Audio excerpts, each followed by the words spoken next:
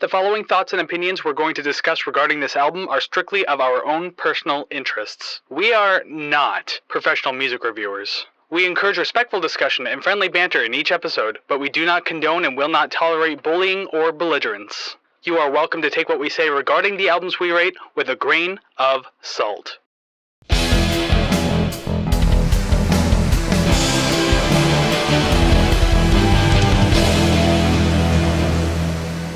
Well, hey there, everybody, and welcome to another episode of the Rate the Record podcast, episode 94. I have no reaction. I have nothing to say. Oh my God, 94. Good job, guys. But see, 94 is a very, very important year. That's the year the Downward Spiral came out. I turned 5, the Downward Spiral came out, so boom, it was a fantastic year. I was like 6. I don't know. Oh, wait, 94. Nope, 95. I'll wait till next week to say it. That's fine then. I mean, that's a whole week away, and this is now. So your hosts who are somehow still stuck in the 90s are Kris and Savannah, trying to take a glass of or drink of water at an inopportune time. Absolutely, you knew I was coming with that intro, but yes, I mean, that's us. We're here, and I mean, we're never prepared, but that's how this podcast always goes. So, hey, welcome to the Rate the Record podcast. Glad you're here to join us, listen to some music, have some good time, talk about music as well as listening to it. So, we're glad you're here. And if you, you really want to show your love and support for the show, if you like what we're doing here, well, there's one of a bunch of ways, if not all the ways that you could do it. Like, subscribe, rate, share, comment, and follow. All of those things really do help build up, our presence in the algorithm, more eyes and ears on the product. I was gonna say product, but if this was still a project 94 episodes later, I'd be like, what the hell's going to, oh yeah, now you change your name on the screen. Perfect. Now people know you're Savannah, they know your real name. Oh no. Crap, but now they have to spell it properly. But yes, we want more people like you, awesome people like you, to check us out. So go ahead and do one or all of those things. It really, truly does help. And you can do all of that stuff too at ratetherecord.ca. You can find all of our social medias to follow us on and bother us on. You can find all of our streaming links because there's YouTube and a bunch of audios. There's literally only one video, so that's about it. But many audios, you can check that out. The RTR Club, $5 a month on Ko-fi.com/ratetherecord can be found over there too. We will review your band's music, early access stuff, bonus content, expedited reviews. You get a shout out on social media, all that kind of cool stuff, $5 a month. And you can request albums too over on ratetherecord.ca. So one more time, because people like things in threes. Ratetherecord.ca. There you go. And I was going to do it again. I was waiting for it because just the way you said it, and then I looked up and you were kind of like paused in the camera. I was like, here it comes, number 4. Well, because you said good things come in 3, so if I do 4s, it turns into a bad thing. So I was like, oh, I don't want to jinx us that way. I think the number 4 is bad luck in Japan, so you would have fucked up an entire country with that one. Yikes. Preemptively apologize this moment. I apologize, Nation of Japan, for the thing that I almost didn't do, but almost did, that I am told is maybe offensive, but I didn't do it, but I almost did. It's not offensive, it's just bad luck. Oh, bad luck. Doesn't matter. Bad luck is offensive. Yes, I guess it is in some way, shape, or form. But yes, so today on the podcast, I chose the album. I should point that out real quick. That's why it's such a good album. It's episode 94, and we're taking a look at Idols and their 2018 album, Joy as an Act of Resistance. We cut back in now, and if my audio sounds different, I apologize. Apparently, it sounded like shit the entire time because I changed one little setting, and my mom got scared, and she said I'm moving with my auntie and uncle to Bel Air. But no, seriously, though, I fixed it, so hopefully everything's good now. We're fine. Episode 94, it's Idols. I chose the album. Joy as an Act of Resistance.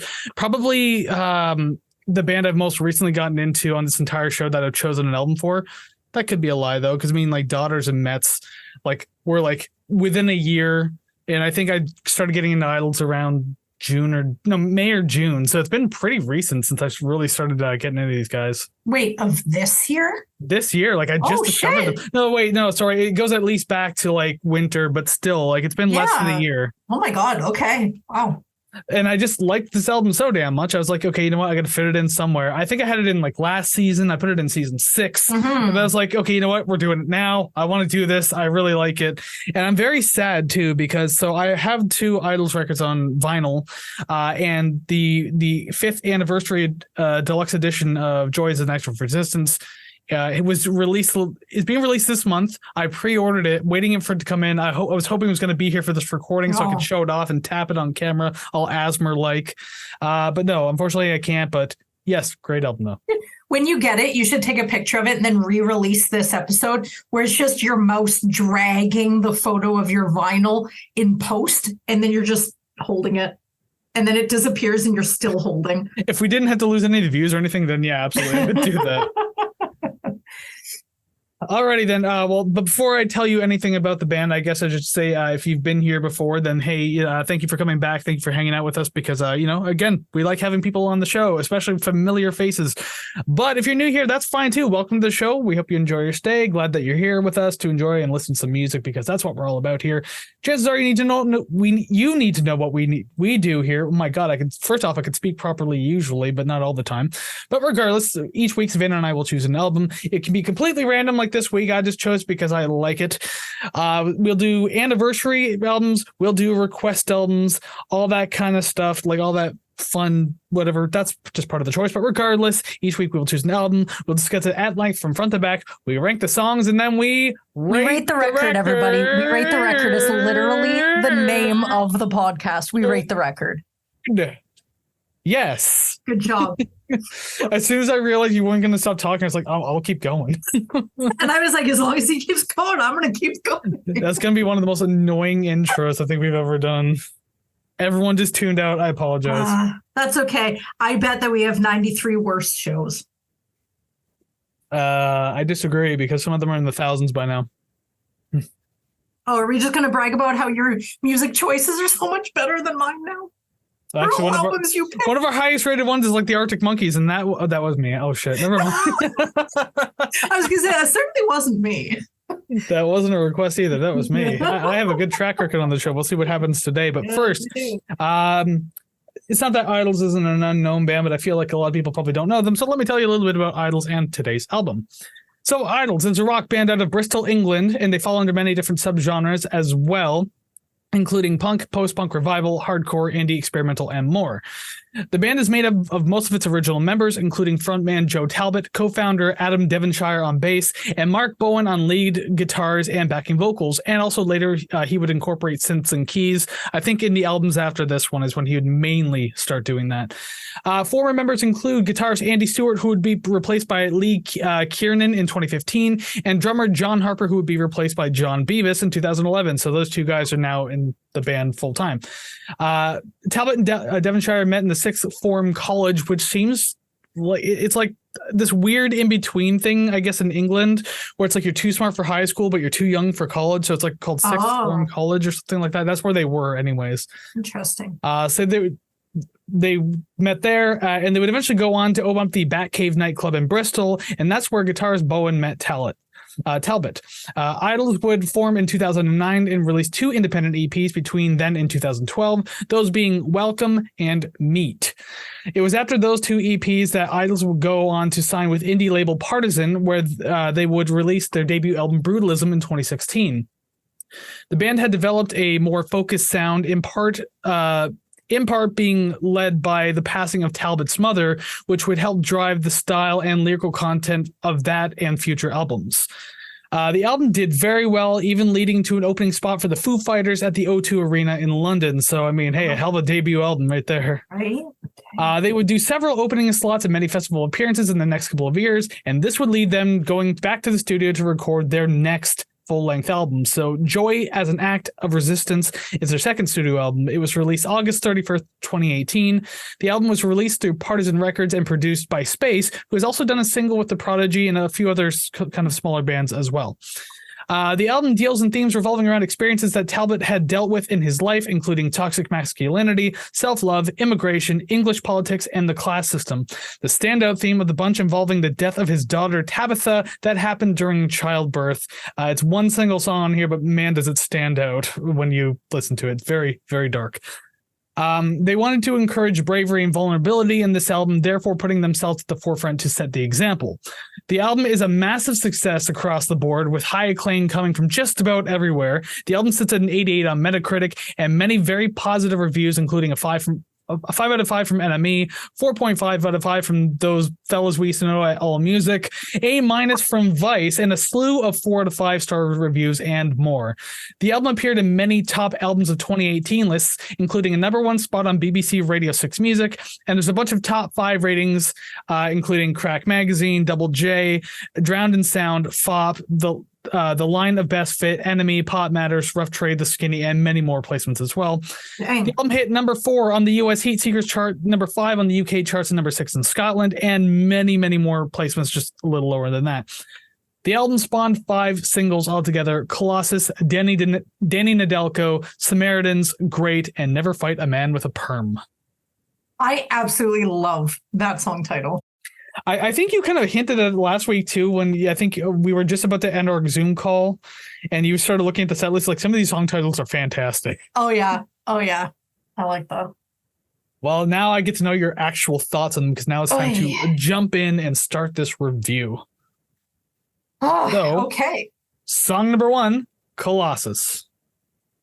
The drums, they are an anxiety-inducing metronome, and I did not like. Okay, I'm going to be quite honest, and just my whole general overview with the album, did not know what I was getting into.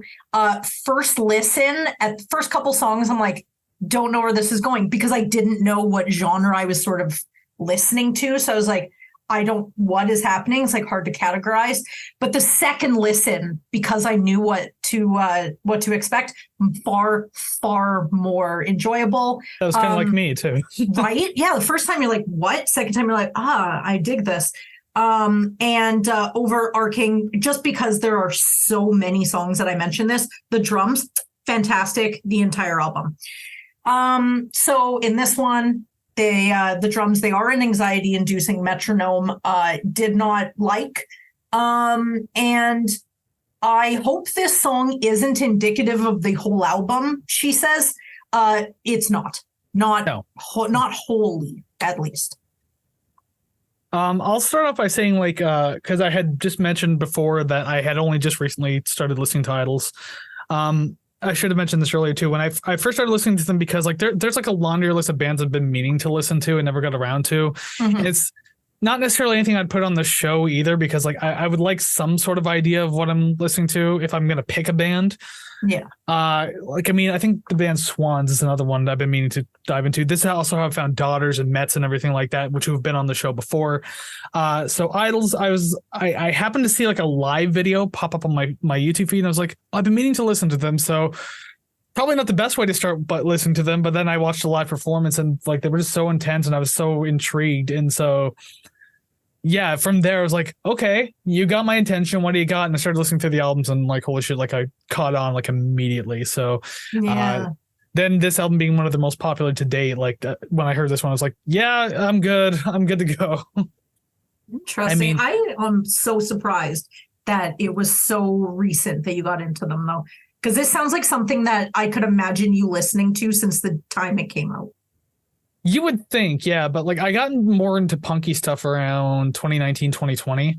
Yeah. Like that's kind of when like the punk side of things that I like started to come out more. So that's probably why Idols was more in like my wheelhouse at that point. Yeah. So maybe it's better that I found them later. Who knows? Yeah. Well, so far I like it. Okay, well that's good to know, even though it's like anxiety inducing for you. Although to be fair, I get it with the song Colossus. I'll start by saying this song is likely the best album opener I've ever heard. Really? Like, and that's saying a lot, because like the thing is, I've heard like a lot of good album openers where I was like, holy shit, like this is like, just off the top of my head, like Mr. Self-Destruct by 9 Inch Nails. It's like fantastic, intense, kind of scary, but like it's everything you want it to be. It's intense, exciting, energetic. This one's a hell of a lot of fun. I really like this one. And just kind of running through that too, like you start out with like, yeah, that kind of like ticking metronome bass, kind of 1 2 3 1 2 3 1 2 1 2. I think it might get faster as it goes too. Towards the end of the song, maybe. Yeah. But I think the rest of the song just kind of stays at its own pace. The distorted bass starting on the track too sets a great tone. It's very menacing and intense on its own. So I mean, like, Yeah, it kind of like fills you with that dread almost immediately, and even just like Joe's vocals are kind of like low to start, and before like picking up intensity. But yeah, like I love the way this one starts, and there's like a feeling of building all throughout. So it's pretty intense to get through this one. Yes, I agree. I wasn't like, again, wasn't sure what to expect. And it did kind of feel like it was going to explode into something where it kind of did, not to the degree in which I was hoping or maybe anticipating. But then the song just changes completely. And then I was like, oh, what is this called? Oh, it's still the same song. What? I honestly thought, I don't know the reasoning for keeping it together as one song. I feel like it would have made more sense to split it up, but there has to be a good reason why they wanted it that way. Well, I like the way they have it only because, like, again, this song just builds and builds and builds for like 3.5 to 4 minutes. And it did, like, that's the one thing I like. It has a great feeling of building, and it just keeps like adding more and getting more intense as it goes each cycle through. And I really like that because it's going to pay off at some point. It's not just going to do this and just like drop off the face of the fucking earth. Like that wouldn't even make sense. We've heard some songs that do, so I don't know what to expect anymore.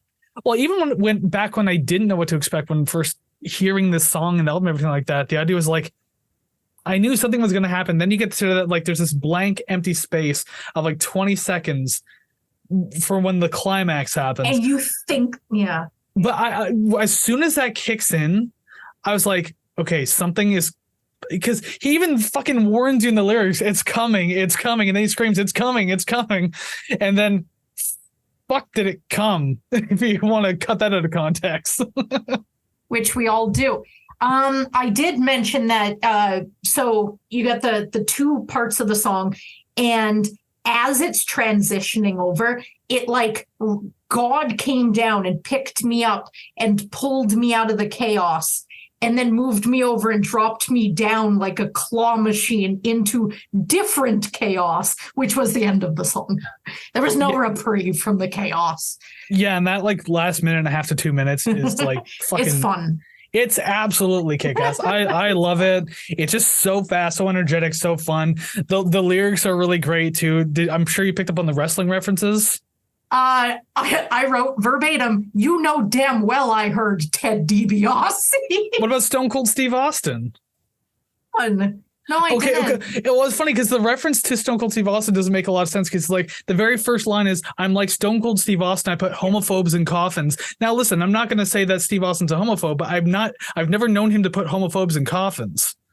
Hell, buried alive matches weren't even his thing. Casket matches weren't his thing. I was gonna say normally they would be around the Undertaker, but is the Undertaker a homophobe? I mean, I know he's super Republican. Is Mark Calloway a homophobe? Yeah. I certainly hope not. click this to go to Sportskeeda. Read the article. Oh my God. But the ringmaster Steve Austin, is he a homophobe? We don't know. But like, because I was going to say, like, he just usually raises hell and leaves. He stuns everyone, drinks beer. And if they happen to be homophobes, then I guess that works, I suppose. But yes, the Ted DiBiase, I win no matter what it costs me. That's straight up like on Ted DiBiase. Oh, yeah. They mentioned Fred Astaire, who's like a dancer from like the 50s. I love him. Yeah. He's in my favorite film from 1935. Yeah. Oh, shit. That's like old school. Yeah. I love it. Evel Knievel, Jesus Christ, and then the last one was Reggie Cray, who's like a mobster. So that's why, I guess that's why, because he's listing all these people who have like positive influence, and then he lists this mobster, and that's when the song just abruptly cuts out. Yeah. Which the abrupt cutout is like, it's so sad to me because I love that portion of the song. I love the entire song, but like, I guess it makes sense when it's just kind of like you reference this thing that you are, that probably it's like one of these things. It's not like the other, probably the mobster. Yeah. And then that's it. Yeah. But fantastic start to the album, really. The end sounds like it could be in a racing game like Forza. I definitely got that energy from it, which I kind of agree with it being a good first track. I mean, the first part of it, I was like, what am I listening to? Because I don't know what's to come. So I kind of like a little appetizer, so I know what's on the rest of the album. But this was kind of like, I don't know, a swerve. You think you're getting an appetizer, but all it is water in a latex balloon. And you're like, oh, Okay, I hope the rest of the meal or the rest of the courses are better. I mean, I could have eaten that whole thing up and been good to go with the rest of my meal. It's fine. But I think I remember Joe Talbot saying in an interview that when they started writing that song for the album, they wanted to put so much into it that they thought people had gone crazy with like cocaine, i.e. like Oasis, for example. Yeah. He's just like, we want people to think that we're off our fucking rockers with that one. So like they just purposely went for it. And I don't know. I think it paid off. I think it was great. Why not? I give it 3 out of 5 fish and chips. Oh, we're going with like English stuff now, eh? I was, and then dropped it immediately. Good. It was gonna get offensive. So I was gonna say, how much delicious English cultural food can you dig through? Well, I have an English father, and I grew up with him eating hot dogs with mayonnaise. So, okay, that's strange. That's okay. I do it now. So. You are your father's daughter. I definitely am, yes. Alrighty then, song number 2, Never Fight a Man with a Perm. My first line is, I'm going to hate these lyrics, aren't I? 3 points later, yeah, I hate these lyrics, but the punky, we don't need to rehearse attitude kind of makes it okay. Well, what do you hate about the lyrics, though? I think they're really fun. I don't know. It's just my gripe that I have with lyrics that sound like they suck or sound like they were written by a child. But like I said, he purposely simplified the lyrics on this album, by the way. That's what I'm saying. Like the whole, like the punky, like, I don't know, it feels more DIY. So I feel like you can kind of get away with it. Because if it sounded too polished and too perfect and you had lyrics like that, then it would kind of cheapen the music. But when you're really self-aware of what you're doing, I don't know, it's kind of weird. It's like fine, I guess, but still just the lyrics as a whole. I was like, kind of annoying. Also, the chorus, speaking of lyrics, it's funnier to sing Ocean's 11. No, it's not. I don't know what he says. Concrete and leather. Sure, saying Ocean's 11 is funnier. I disagree. There's like zero comedy there. Why? I was singing Ocean's 11 to it, and I had a good time. As long as you're in a crowd, no one can hear you singing. That's all that matters. I had earplugs in, and I was in a room by myself. Fantastic. This song has there's actually several songs on this album that do this, but this has a good example of like good tom drums throughout the track and everything like that. Oh, look, I'm mentioning that again. But it gives good depth to the percussion. I like it. And you're not just heavily relying on like cymbals all the time. So it's really cool. Drums are good. I thought there was really fun composition. The verses, I really like it. The vocal melody is like aggressive, but yet fitting to everything happening. The guitar layering in each side is also very much appreciated. It's really good texturing. And actually that happens a lot on this album too. Yeah. So, I mean, so far so good. I'm liking it. Okay, so I'm just going to tack on everything you just said because it's pretty much how I feel. I really like the sound of the chorus and the guitar tone / the chords. Speaking of the tone and chords, I don't know what sort of made up wonky ass chords that guitar is playing for the majority of this album, but it is like spooky and confusing, but really interesting. And the farther we go into it, the more I start to like it. The drums, super full, really like it. Like you said about the guitar on either side, the guitar plucking in my ear, you kind of have to pay a little attention to it, but once you know it's there, it's like, it would feel kind of hollow if it was gone. And the song is constantly changing, and I feel like this is for a lot of other songs coming up, but it kind of changes my perception of time, because normally you'll listen to like a 3-minute song and you're like, oh, I can kind of tell when it's 3 minutes or, without looking at it. And this one, I have no idea when the song's going to end according to the timer. This could have been on for 6 minutes, could have been on for 2 minutes. I have no idea. I fell into it. It encapsulated me and then spit me out its rear end. And now I'm covered in some sort of plasma. And I give it 8 out of 11 lemons. A lot of lemons. I didn't know he was saying leather, so I just thought he said lemons. You just said Ocean Concrete. 11. Now you're Yes. just changing your story to No, make no, try to no. be funny. No. Well, I am funny, but it was Concretes and Lemons because I wasn't sure what he was saying and I didn't want to look it up. Some of them I did, not this one. And then I was singing Ocean's 11 just because I thought it was funny. That's all. Well, this is one of many songs on the album that calls out toxic masculinity. So, I mean, you probably get that just by listening to a few things, even though he's got that really thick British accent. So, I mean, like, he's from Bristol. So it's like, you know, I don't want to say the slums, but it's like smaller town for sure. I do have to ask you a question. Now, it isn't on this song or the next one, but there are a couple songs in here where the singing is much, much clearer. Is it the same guy or is it a different person? Same guy. Because I barely hear any of that accent in some of these clear, more singing songs. I swear it sounded like a different person because once you get that accent and it is thick. Oh my God, does not sound the same. That is adaptability, doing stuff like that. I guess a lot of it has to do with just like what's happening in the song at the time and what it calls for. Because like obviously like he's a man with range, and I don't mean like, you know, like your scale of like notes. I'm just talking about like he knows when to calm down. He knows when to get aggressive. He knows when he can go overboard, and he knows when like he has to dial it back a bit. Like, and there's many points on this album where he shows all of that. So I mean, that's what I really like. Even when he's getting like really kind of unhinged, crazy sounding, it fits. He's not just throwing it in for the sake of doing it. Like it matches the attitude of the song, and he matches the attitude live too. Like I've seen like I think I've watched like 4 live performances by them now because I'm just waiting for them to come back to Toronto. Apparently, I got into them just as they came to Toronto, so I missed it.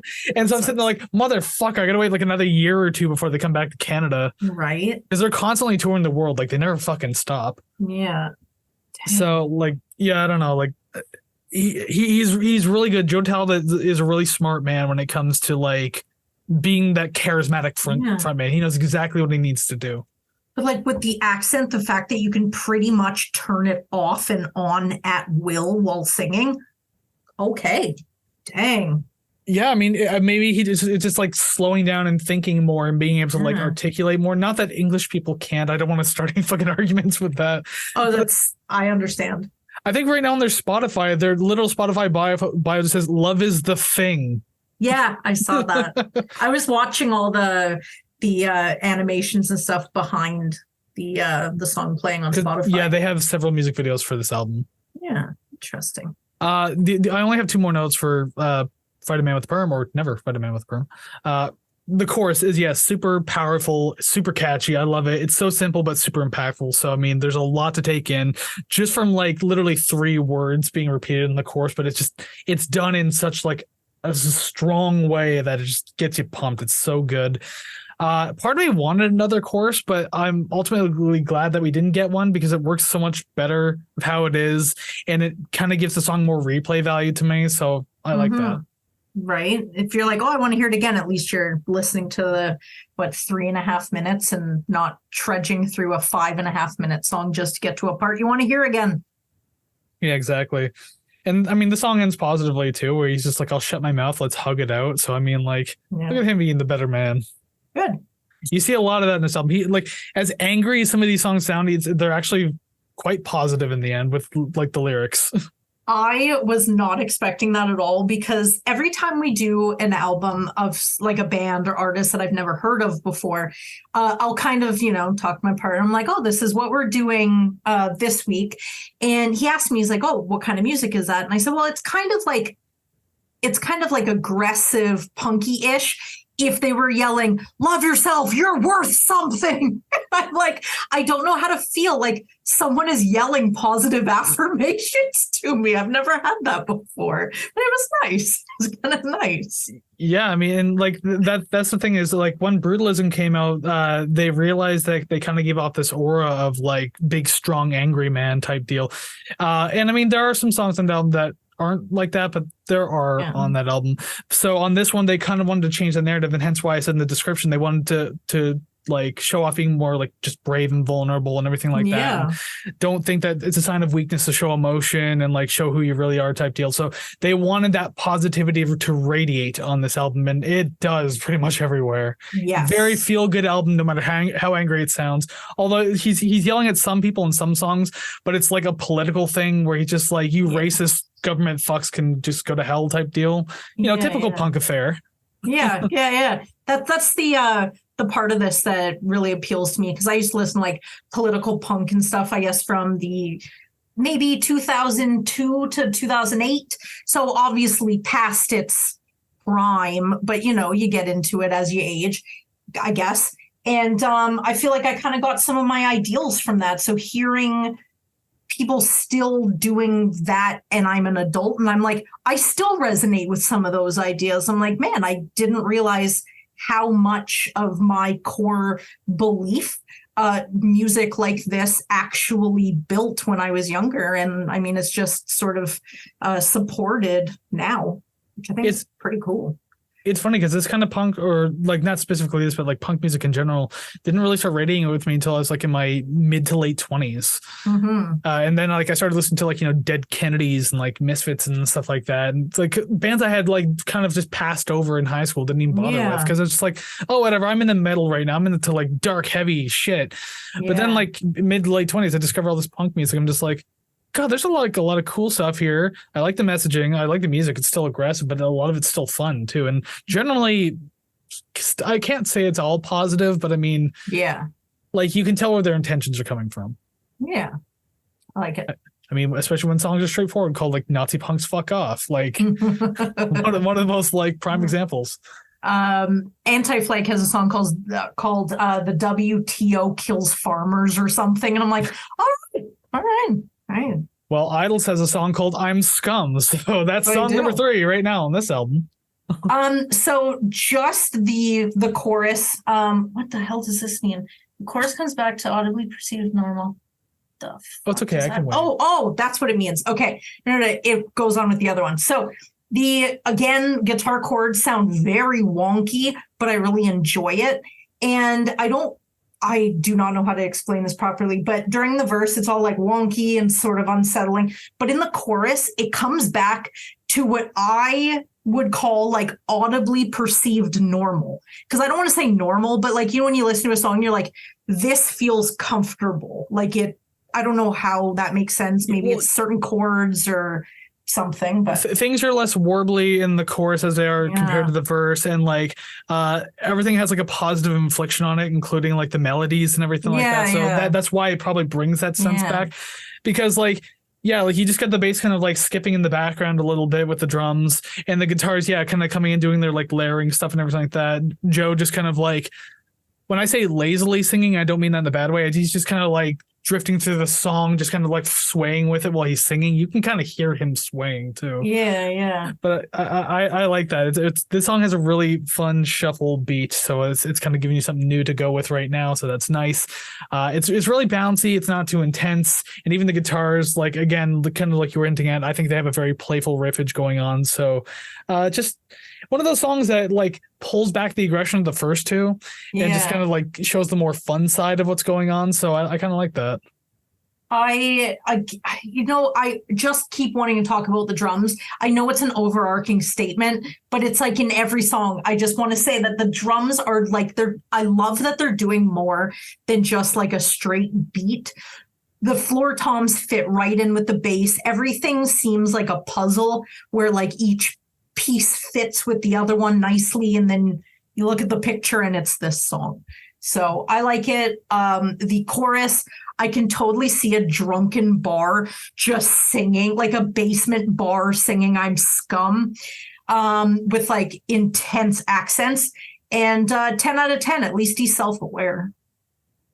Well, I believe this song is like a satire on how like specifically like the English Tories, because again, like they're from England, so the Tories being like the Conservative Party of Canada, i.e. like just as an example, how they view like people like him and like how they kind of just do their day-to-day thing. So he's just like, I'm doing all this stuff and I'm scum because of it, even though it's like none of what he lists really makes him scum.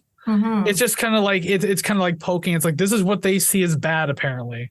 One of the lines is like, I over tipped the waiter. It's just like, well, you can do whatever you want. It's your money. It's like, doesn't make you scum though. I mean, like, yeah. I don't know. So that's why I like tongue in cheek songs like this. I think it's really cool. But yeah, that chorus is insanely fun. Yeah. It's really easy to sing too, as long as you can get through the accent. For a long while, I've known I'm dirty, rotten, filthy scum, and then for a long old while, I've known I'm scum. But yeah, like super fun, and like it's one of those things, especially as a millennial, that you're just like, oh my god, me, because we're so self-deprecating. So I mean, like that's why it makes it so fucking easy to listen to. Yes, I agree. Actually, one of their pieces of merch too is a pink shirt with a white heart and red letters in the middle, just in very nice font, says "I'm scum." That's it. I like it. I appreciate it. That's funny. I like it. I thought the sudden abrupt end of the song would actually bother me a bit, but considering how long the track is, I mean, and what it gave us, it was actually quite fitting. So, and that happens a lot on this too, where the kind of like just end abruptly. But you know what? It doesn't bother me because again, like this is like a very punk adjacent album, and like, well, punk songs aren't known to be the best structurally, realistically. So yeah. I won't complain about it. I like what I get while it's there. So here we go. It's not like prog rock where you're expected to do this, that, and the other thing. You got to wrap this up beautifully. No, this is punk. Who cares? Yeah, I like that analogy because I'm thinking of it like a book. So prog rock is like hardcover, leather bound. You have the book, everything's together. It's brand new. Smells of, I don't know. Some people like the smell of books. And like a $75 bookmark because it just has to be so fancy. Right. And then this song or sort of music like this is one that you found in your friend's couch that you bought from them for $20 and half of the pages are missing, but you kind of want to read it anyways. And then you get the gist of the story and it's fine. Doesn't matter that the last chapter and the back cover is missing. Yeah, and like some of the pages they're kind of like rounded because it's been like just like kind of torn and worn, being like in someone's locker for a long time. Yeah. There's watermarks on it, and instead of bookmarks or anything, there's like the pages are folded to show you where they last read a page. Yeah, or like $1 American for a bookmark. That's it. That's too much. It'd have to be British pound anyway. They're from England. Fair. Gotta be fair about it. Okay, we're good to move on then. Song number 4, Denny Nedelko. And by the way, I'll just kind of give a little story to this song. Yes, well, not so much a story, but Denny Nedelko is indeed a real person. A very good friend of Joe Talbot's. He's the lead singer of the band Heavy Lungs, which I hadn't heard of before I heard who Denny Nedelko was. He's a Ukrainian immigrant. They're best friends, and they love each other, and in quotations love, just like best friends, whatever. They love each other so much that they wanted to write each other songs that were like declarations of love and friendship. And so this is like a pro-immigration type song because, again, Denny Nedelko himself was an immigrant to England from Ukraine. And I believe if anyone wants to check it out, Heavy Lungs wrote the song. I think it's called Blood Brother or Blood Brothers. Something along the lines of that, but that was a song written for Joe Talbot. So they did it back and forth. This is the one we're getting, Denny Nedelko. This is the punk bass that brings me back to my teens. This is exactly what I was talking about in the last song. The squealing guitar at times mimics harmonizing background vocals. At least I kind of got that here and there. I really, really enjoyed that.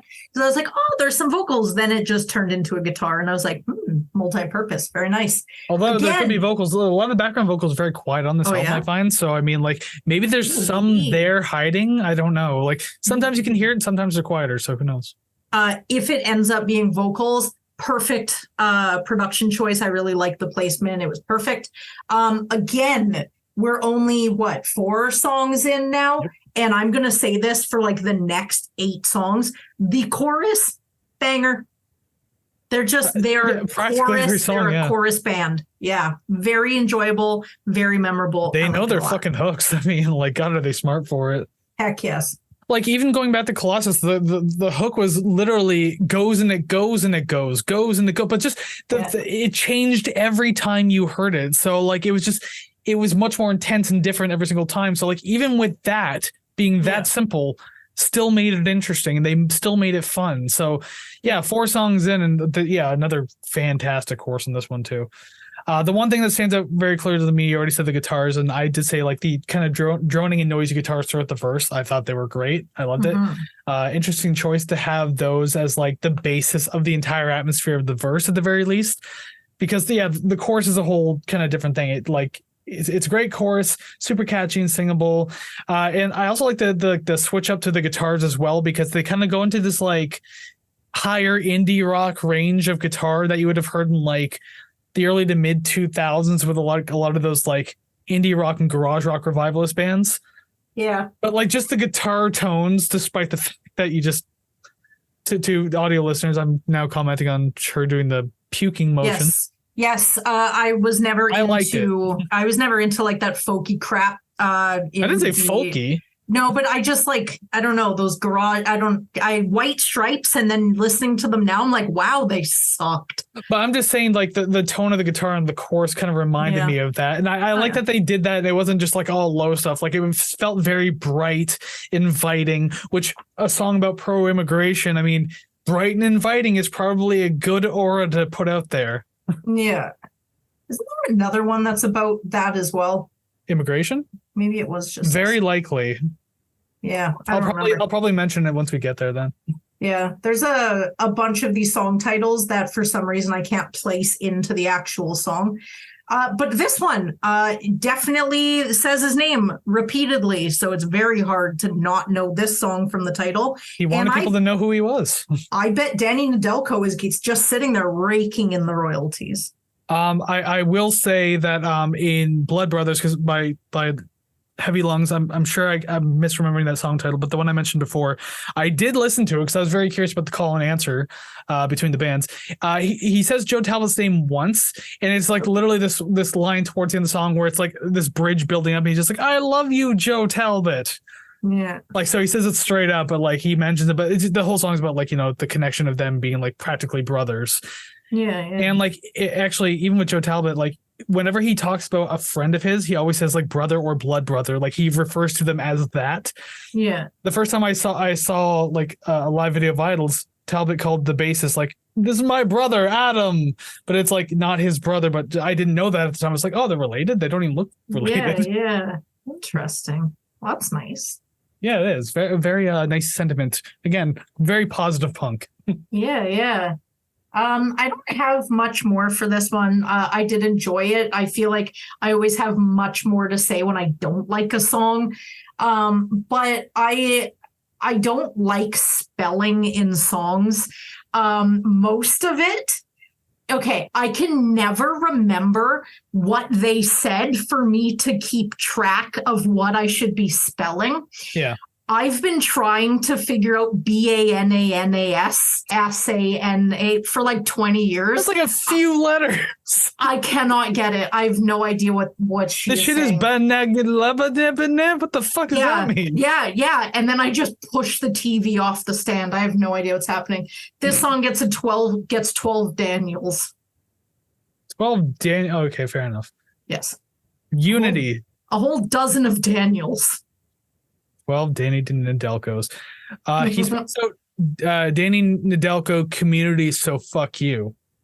That's what he spells out. So okay, I think I got lost in community because fuck you, I definitely got, and Danny Nedelko, I got. I like the fuck you lost part me in the middle because of the Y, the O, and the U, and the U, and the U. He's just like throwing it back in your face. I love it. It's like literally poking you in the chest, and you're like, I just want to listen to your song, sir. If you're not pro-immigration, then fuck you. Yeah, exactly. You're cool, but you. There was a slight change up in the final chorus of the song too. I thought that was cool. They shortened it up a bit. They did a bit of a chord change as compared to the other ones, so it made it feel different, and it actually gave it purpose for coming back around one last time, or a halftime, I guess. Yeah. So yes, I like it. A lot of fun. Good song. I agree, 100%. Perfect. We'll move on. Song number 5, Love Song. What a spooky start for a song called Love Song. To be fair, it is a satire on like the way people deal with modern love. That line that said something like look at this card, it says I love you. I absolutely adore that line because I can imagine getting one where it's like I guess I feel this way, and I'm just like, okay. Yeah, I I like that fucking love idea. you. I really do. I really love you. Look at this card I bought. It says I love you. Yeah, I like that. That's hilarious to me. Yeah, this is just like how like love feels so dead now because it can be just bought so easily. Like that's kind of the message of the song and how it's like show your love and don't just fucking buy a card or like do some cheap materialistic shit, you know? Like that's kind of the whole idea behind the song. And I can appreciate that, whatever. I mean, like if you love the person you're with, you should show them that you love them. I mean, like fucking it goes far beyond Valentine's Day. I just wanted to share a small little thing. So I am always jealous of those people who will get things for Valentine's, like a little bear or little this or little that or little chocolates. I'm like, oh, that's so sweet. I think I received one little bear 1 year from someone I was like just starting to date. And I swear to God, I looked at it and went, fuck am I supposed to do with this? Obviously not in front of them, but like by myself, it's like, the fuck is this? So you always want what you don't have. And then when you have it, you're right. Or like, you're like, this sucks. And then you write a song about it. But at the same time, you could receive it at any point in the year. It doesn't have to be that day. You can have very nice things done for you and literally any other day of the year. So I wouldn't worry too much about not getting shit on Valentine's Day. I know, but like when you see everyone else doing it, and you're young, like you're in your 20s. Oh, yeah. Oh, not now. Like I don't care about Valentine's Day. My birthday is most important because it's just me. I don't have to share that with anybody. Okay, well, you've just awakened the grade 4 trauma in me. So now I'm going to kind of tag onto your story because you literally could have been the girl in this story I'm about to tell, like quite literally. Mm-hmm. So I had a crush on a girl when I was in my 4th grade class. And like, I was just so infatuated. The thing was like the first big crush I ever had. Because when you're in the 4th grade, you're what, like 9 years old, something like that? Yeah, did your hands get sweaty when you went near her and stuff? I couldn't speak properly. It was one of those stereotypical, like little cartoony, like. But anyways, so came the day, Valentine's Day, and handing out cards and putting them on people's desks because we know there's like little boxes on the desk, like typical fucking elementary school stuff. Picking the best one for the one you like. I'm putting cards.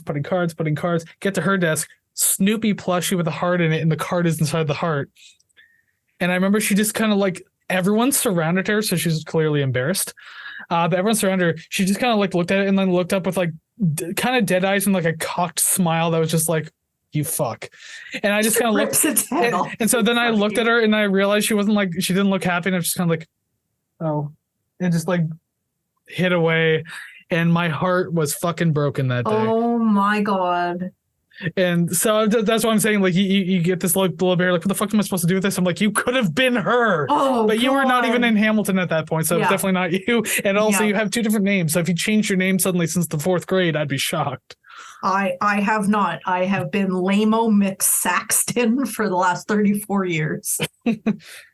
Well, there you go. So, but just I like how there's still a slight tie-in with those stories, so it's perfect. Yeah. Finally, we're actually telling stories that are on topic. Yeah, you would think so. Except this one time where I'm just kidding. Fuck off. No, we're moving on. One love song, more like hate song. Okay. We haven't even started talking about this goddamn thing yet. No, like, even if the stories are on topic, I'm pretty sure people are getting tired of us going on tangents. That, or maybe that's why you like us so much. I don't know. But anyways, Love Song by Idols, the one we're actually supposed to be discussing. One thing I really like about this, and they do it periodically through albums, not just this one. But I love the 80s post-punk feel of the instrumentals in this one. This one feels the most stereotypical band to compare to is like Joy Division, because like they were like post-punk and what everyone points to as like, oh, that's 80s post-punk right there. Oh. So like that style of it, and like, so when I say 80s post-punk, that's kind of the style I'm thinking of, just for reference. But I love that style of music is driving this track. I really do enjoy it. It's definitely more atmospheric and it's kind of moody too, because like as you said, it feels kind of like creepy and maybe even a little evil to start the thing out. But like as it goes, it's like very aggressive too. But again, that's kind of part of the satire. I didn't wholly know that it was satire, but you hear little lines that you're like, okay, it's quite obvious. So I didn't mention any of that clearly. But the song didn't bore me at all. The whole album thus far have not been bored at least one time. So thank God. That is a big thing with me, because as soon as I'm bored a little bit, it's really hard to get me back. But they haven't lost me yet. So that's good. I really enjoy that. Okay. I hope this all makes sense. So there are like guitar hits during the intro, and as they let it ring out, they literally let it ring out completely naturally, because before the next one, you can kind of hear it's still ringing out. I'm really glad that they didn't cut the end of that they just let it happen, because I think it sounds so good. It would have sounded fake otherwise. And even the first time hearing the song, I noticed that, and I was like, that's like a really long ring out, and I really liked that a lot. 3 out of 6 cinnamon hearts. Only 3 out of 6. I do not like cinnamon hearts, so 3 is far too much. But I also was thinking of Valentine's Day listening to this song, so there's that. Of course, love, and we just told stories. I told the Valentine's story at the very least. Yeah. It was the card line really, really drew the picture for me. It says "I love you," but you can really pick up on the idea that it's like, aside from certain lyrics, like just the chorus alone, you can pick up on satire, because like the way he's just kind of like nonchalantly kind of wailing on this modern love, like just like not even giving a shit about it. Like it's like, okay, he clearly doesn't care, so it's pretty interesting. I did not know that's what he was saying. Yes, this modern love. Thank you. I feel like you're putting another spin on it. We're going to have to redux this with the information. You will. I'm fine. I'm fine with my score. I will do it. All right. So I guess we'll just move on. Song number 6 at the halfway point now. June. This is where things get really dark. This is the one I kind of hinted at in the description of the album, about his stillborn daughter. His firstborn was a stillborn, and I mean, you can hear it in the lyrics very clearly. How like, do you not know? Dreams can be so cruel. I dreamed of Kris kiss your crying eyes. But of course, the most like heart-wrenching line: baby shoes for sale, never worn. Like, if that doesn't tell you what the song is about, then you're not paying attention. Like it's very cut and dry, heartbreaking. First time I didn't catch on. Second time, and then like up until the 8th time, yes. I am just going to run through everything that I wrote, because none of it is insightful. I was having a good time before this. Now I'm sad. I'm also sad that this sounds like Chris Martin of Coldplay. I may have teared up. This song is sad. I don't like it, but I'd listen to it again.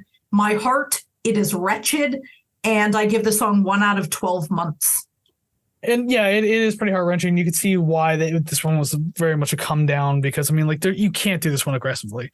Like, although granted, like, you could be angry while singing it, because like that's just your raw emotions coming out. Like if you are in Talbot's shoes and it's your daughter that you're singing about, then yes, I like, part of me would have expected like a loud blaring section, which there kind of sort of is, but not really. Like the instrumentals get pretty aggressive at one point, but it's not like anything too driving in the song. But yeah, like this one, the drums are definitely more of a background piece. They're like this marching background piece of atmosphere. The guitars also had that emotional and like dread filled part of the atmosphere as well. So like, even if you aren't following the lyrics, you could still very much kind of get an idea for this song not being as fun as the other ones. Let's just say that much. Hence the sadness through the whole thing. You got nothing else? You just ran through. I literally, that was it. It was how sad I am, and there was no insight whatsoever. Because like, what am I supposed to say? There was very minimal music to it, which made the vocals much more effective. And enough that I think the 3rd time I heard it, there was one singular tear, and I was like, I hate this. There's only one other song that makes me cry like that, and it's Is it The Scientist by Coldplay? It's not. It's definitely not. I don't know why I brought that one up, but okay. It is not. It is not. But is it Symphony of Destruction by Megadeth? It is not. I'm just trying to brighten the mood. This is a very dark song, okay? It is. It is. I have nothing else to say, so I'm just waiting for you to move on. Well, I got 2 more notes, and so I'll fly through them a little bit here. Again, with the dark subject matter, like the vocals on this one are very pained, and you can hear it. This is just another example of like, I believe Talbot having really good range, Mhm. because again, like he's been kind of unhinged in other songs, just kind of going off the rails, whatever, just kind of being in the mood. He's in the mood in this one too, but it's not the mood you want to be in. Like Yeah. you can hear just how like kind of sad he is, and just the whole baby shoes thing becomes like a mantra because he says it like 8 times. But the idea is just like, this feels like him working it out, this feels its own form of therapy, and like that's every time he says it like differently, he or like picks with it a up, little yeah. more. Yeah. So it's kind of like he is working towards that breakthrough of being okay. Yeah, by the end he's like wailing it essentially. So I Yeah. mean, like I can only imagine like how I can't even say I can only imagine, because I can't imagine what it's like to not only lose a child, but lose a child that hasn't even had a chance at life. I mean, like that's gotta, I don't want to open any conversations by saying that, by the way, but I'm just going to say in this particular situation, it must really, really suck. This song has a sense of building that never really has a true climax, but again, given the subject matter, it's kind of fitting. Like this note's pretty dark too, but like this is kind of how I felt listening to it. And like I don't mean to be facetious by saying this. Like you get that feeling of building, you never get a true climax. It is fitting because we didn't get what we had expected out of the song the same way that like he didn't get what he expected out of life, I guess. Not that I think it was planned that way, like writing this song, but it fits the narrative in this weird, just kind of like atmospheric, like compositional kind of way. So maybe they just kind of all picked up on it and like made it feel like that. So I don't know. I think it's pretty interesting. Yeah. Or it's like afterwards listening to it going, oh my God, like this really fits, and then to keep it that way. So only to be another one of the musicians in the studio who, when they were recording this, like must have been hard to be sitting through. Yeah. It's like half an hour silence afterwards where everyone just sort of sits there. And that's it. Yeah, more or less. All right. Well, I mean, we'll pick things back up now. It's song number 7, Samaritans. The drums again, so very They're back. nice. Listening to the lyrics, or at least what I can get, kind of feels like a game of Simon Says, and it does turn in. Isn't it sort of like what would I assume this song is all the things he's heard as a man? I can see that. I kind of piece that together from what I heard. This is an anti-toxic masculinity song. Good. This is the kind of song that lyrically I can attach myself to quite well, because I mean, like, I'm pretty sure I've mentioned it in the show before, but like, I'm generally more of a sensitive guy. Like I've never been a locker room talker. I've never been like catcalling, woman chasing type dude. Like I've always had way more feelings. I've felt more vulnerable my whole life. So I mean, when I hear a song like this kind of calling it out, it makes me feel better. Yeah. Because like the vast majority, there's a few guys I've been able to be like vulnerable around, but like the vast majority is just like, they're the same fucking guy, like every single one of them. So like it's hard to like connect to anyone. Hence why like I connect better with women. Yeah. Because it's just like, we're not just talking about how much you want to fuck this broad over here. Okay, cool. Well, like let's have a different conversation. Yeah. So I at least appreciate the messaging in this song, because it's kind of like everything that you're just told to do as a man. Like literally at some point he keeps saying, grow some balls, just grow some balls. Oh no. We got a dead light going on here. My light died. Tell your light to grow some balls. There we go. It seems like every week something happens with your lighting. Yeah, my background never looks the same. My lighting never looks the same. I'm higher and lower in my chair. If anyone wants to join Ko-fi, then I could pay for a second desk that I don't have to touch and deal with every single day. And better lights. Maybe even a bigger room. Who knows? Maybe even a mansion. Thank you. Yeah, keep paying us a lot of money. Eventually we'll just move into the studio, which is also a mansion. We're going to live there. It's going to be like 20 bedrooms. So like you can be like a mile away from me and we're still living in the same house somehow. Yeah, we call that a compound. I guess so, huh? I call it the prison. But like even going back to the lyrics too, like I'm pretty sure like a lot of people in our situations might be able to like relate to this, but like the chorus, this is why you never see your father cry. Yeah. After hearing all these fucking lyrics about just like butch up, be a man, do this. And I'm just like, God, yeah, he is fucking right, isn't he? Because like like my dad's not a hard ass, but he's definitely like, emotionless boomer, just like deal with it type shit. Like when I tell him I've dealt with depression in my life, he's like, but you had a great childhood. I'm like, it has nothing to do with like what happened to my childhood. It's just, if I could explain it, I could probably deal with it better, but I can't. Yeah. So I don't know. The lyrics in this one are great. I like the messages in the song. I had to request that my dad say he's proud of me because oh no, literally I was in my 30s. I lived in this house that I'm currently in, and I've only been here for 2 years. And he has never said he was proud of me. He said that pride is something that someone feels for themselves. And I said, no. I said, you've never said you were proud of me. And he's like, do you want that? I said, yeah. I said, I want to hear my dad say he's proud of me. He's like, well, I'm proud of you. And I'm like, it's about fucking time. So I can imagine that through his life, he was not told that. Oh, probably. So he never told me or like told his kids, right? So it's stuff like that. Even the most minuscule thing, like men do have it pretty fucking hard from child. Well, everyone has it so hard. I think we've mentioned on the show before how like boomers have romanticized like being abused by their parents. Yes. Oh my God. I turned out fine. It's like, oh yeah, I did this, that, and the other thing and whatever. Right? My dad like fucking drowned me in a toilet, but I'm fine. It's like, right. I learned my lesson. You got some trauma you need to work out, but you refuse to acknowledge. That's all it is. And you're just like accepting it.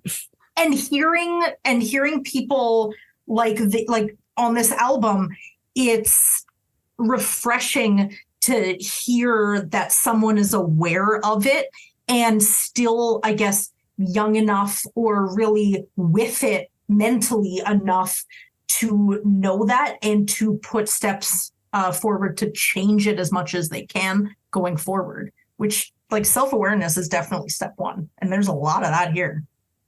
Well, at the very least, I think they're closer to our age. I don't know exactly how old, but I mean, like if they were in that sixth form college or whatever the hell it was that I mentioned in the description, that's for people between 16 to 19 years old. And so if that was in 2009, like they've got to be something around our age. Really? Okay. So again, I haven't. His age is probably listed somewhere. I just haven't looked it up. I mean, like I took that as a note. I'm just like, okay, so he's like a millennial, just like us. So he probably has that same idea of like the boomer parent, just like uncaring, just deal with it type bullshit. Yeah. Dang. But beyond the lyrics, there is a song to talk about as well. This song definitely has that like mid 2000s like post-punk revival feeling to it as well, kind of like I mentioned earlier too. But it sounds way more fun here than it did back then at the very least. So I like the way they're presenting it. It makes it a lot more fun. And then you already said about the drums again. Fantastic stuff. Love it. They're such a great addition to so many areas of this album. And like I love how they drive like prominently in the choruses as well. It really adds to the energetic flow. I love when like you can do a good chorus with like the tom drums and you don't feel the need to have like explosive cymbals everywhere. Right? Yes, too many cymbals, too much. Like cymbals can be great, especially depending on what you're doing. But I mean, like you can through drums you could tell a better story. I mean, there are drum circles who tell better stories without any cymbals, period. So, I mean, like, you can find a way to do it in your tracks. And, like, trust me, I'm trying to do that on my own, too, with my own compositions. So, I like that they did it here. I noted it. Love it. Yes. Oh, my God. I guess I still have more to talk about, too. I thought I was done, but nope. Again, very good message. Generational toxic masculinity. Had to say that. A lot of long words. Did not expect this song at all. I don't know why I didn't expect it. I mean, we kind of got glimpses of what they were about earlier in the album, but I didn't expect this to be so straightforward. So that was pleasing. I liked that. I do like that the song didn't come down before ending. Like you had mentioned, it really just cuts off right at the end at the height of its intensity. I like that. And I give it 10 out of 10 thumbs. Oh, I wish I had that many thumbs. Just turn all my fingers into thumbs. I'll put them all up. Are all fingers thumbs or thumbs fingers? Thumbs are fingers. And I'm going to stick to that end of the argument. I don't care. Actually, thumbs are toes. They're just very skinny toes. That's disgusting. Okay, that's exactly what I'm going. I once asked Alice, I'm like, would you hold my hand if all my fingers were toes? Oh my God. I told So if you haven't been here before, my partner has 2 teenage kids, and I told them that I would give them $20 each if they would lay on the couch with their feet facing each other and intertwine their toes with each other. Easiest $20. I'd do it. I don't even care. I'm still holding on to that $20. Did they do it? They didn't. And then weeks and weeks later, they asked for it. And I said, no, I said it was for that time only. I said, maybe the opportunity will come up again. And then my partner tried to do it with me. Right. And then my partner tried to do it with me. And I almost broke his foot. I was like, you stay the fuck away from me. I'm always trying to shove my foot in my partner's foot. I've been gaslighting her for a whole year that she has a foot fetish. God. But the thing is, like, I told her I'm going to gaslight her into believing she has one. Yeah. And I hope I'm making progress.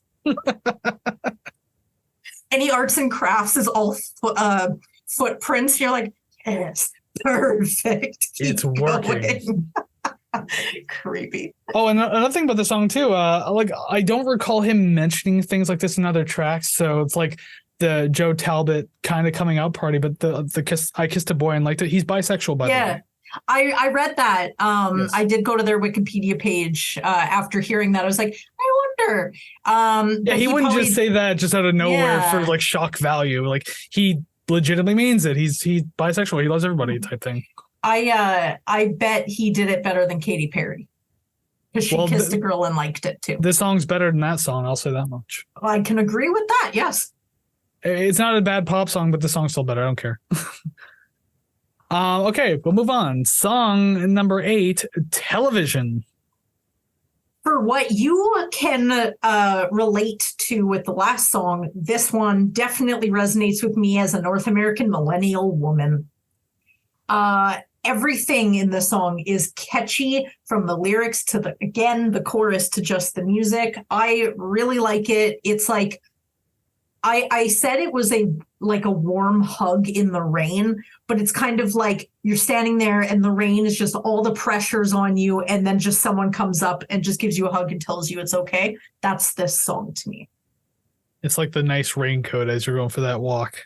Or that person who puts the raincoat on you and leads you out of the rain. Ooh, holding the umbrella over you. There you go. Exactly. Either way, it doesn't really matter. There's many analogies you could do. Exactly. That's how it feels. Yeah. But yeah, like even like it's good that you got that from that, because like even the first lines too. If someone said to you what you do to you, I'd put their teeth through. Just like, don't talk shit on yourself. And I do constantly. So that really, don't we all? That really yelled at me when I heard that. Even the first time, that didn't take two listens to get. That hit me the first time. So does that mean if I'm talking shit myself that he's gonna like just boot me into the curb or something like that? Like, is this gonna happen regardless? How dare you treat Kris like that? Yes, probably. So with this one, it does feel like a little similar to like I'm Scum, like structurally.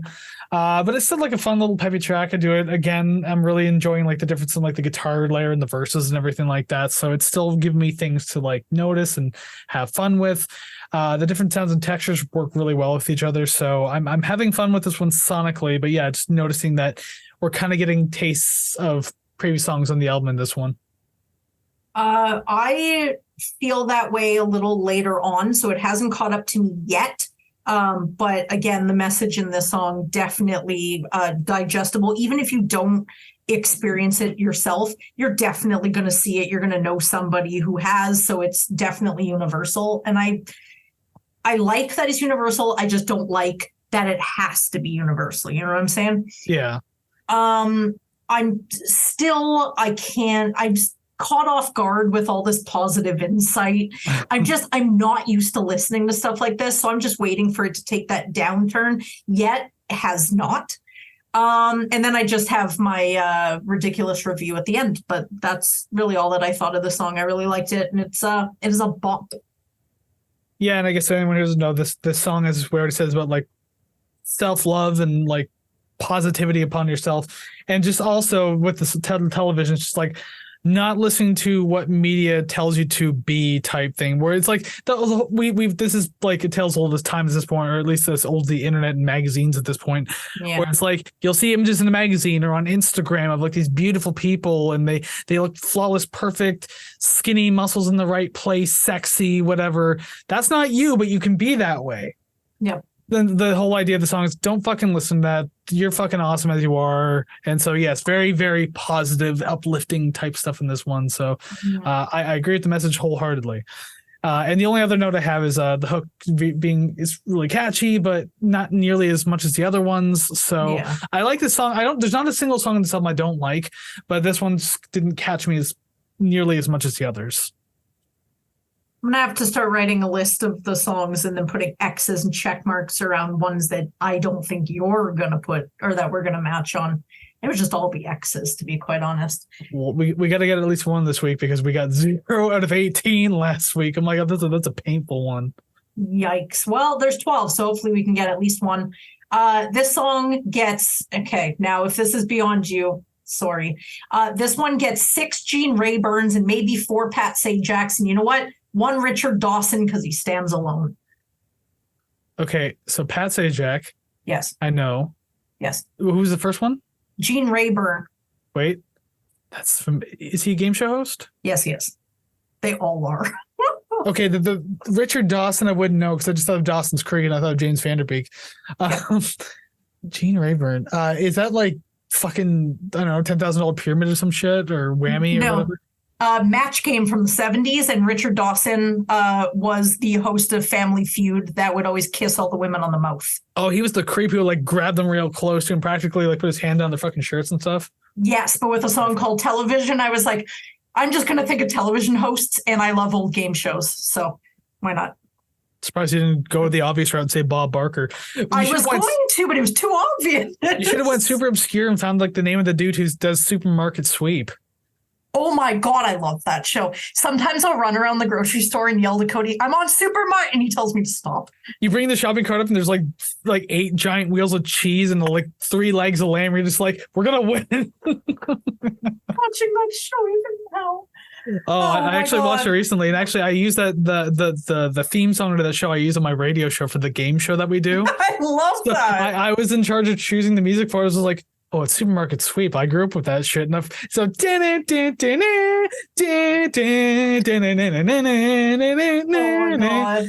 I feel great every time I listen to it. And it's in an MP3 in my folder because I got to use it every fucking week. I am so happy that I brought out some happy memories by just mentioning rando people that probably are in the most like disgusting commercial game show that exists. It's one of my favorites as a child. Oh, yeah. Yeah. Then you realize that The Price is Right is really just shilling products. You're like, what in the consumerism am I in? And then you find yourself sitting in the audience going, pick me. This is so much fun. Well, I love that Supermarket Sweep always like asks you questions about products. Like, what do you remember about this product? And like, this is the quote of this product. So like, it's just driving that advertising in your head. That's terrible. Disgusting. I love it though. I love it. It is. You could even say it's great. Song number 9. Great. That one I'm not even going to say anything about that. It was pretty decent. Rattling bass. Nice. Real nice. Right from the beginning. And I swear to God, the clean singing sounds like Chris Martin.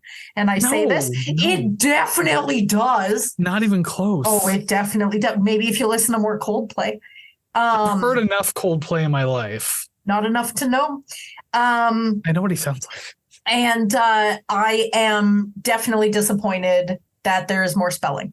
It's 5 letters. It's not even that bad. Verbatim. Oh, great. More spelling. I found that witty and funny. But the wait, hold on. Here's my knee. There you go. Slap. Thank you. I appreciate that. I thought it was going to go right over your head, but I'm really glad that you tuned right in. I'm not that flexible. Oh, wait, you meant the joke. Anyways. I work with morons. The affirming, that's great. In the chorus, in behind, like the back vocals. Oh my God, that gets me every time and I love it. It's just the speaking where it's like, that's great. Yeah. I love it. It's just a fun song. Yeah, it feels cartoony in that kind of way, but it is fun. Another I can't really say this like this is one of those like call out songs. Again, it's not necessarily just positive, but it's like calling out just like shitty people type deal. Mm. This one to me felt a little similar to other tracks as well. Yes. But for some reason, that ascending bass riff that kind of goes to the verses made it a little more fun for me. So I didn't think about it too much or anything. Of course, great hook in the song, the great spell along. Even though if you can't spell, just in case, it was GREAT, because I know that you apparently can't spell bananas. So I had to tell you what this one said. That said banana. Oh my god. Oh my god. I'm so stupid. I'm not cutting that out, by the way. You didn't have to say that part out loud. You honestly don't think I could spell bananas? This joke went a lot farther than I wanted it to, and I love it. Are you just trying to save face now? You started laughing, and I'm like, I really hope this goes somewhere. I was feeling more disappointment than comedy. I'm like, bananas, what? Oh boy. Excuse me, and it was only amplified when this second song had spelling in it, and I was like, oh my god, this is just perfect. It's a twofer. It's a twofer. Well, you're a good method actor, I'll give you that much. Thank you. I can definitely act like I'm stupid. Thank you. Continue. The spell along, sing along course has a lot of life to it, so I really like that. Makes it really easy to remember. A short and sweet track too, like 2 minutes 44 seconds. This is a good filler track on the back half of the album. Still digging the messages that were being given. Again, this one was like the most explosive song for me on the album, but I don't have any real complaints about it.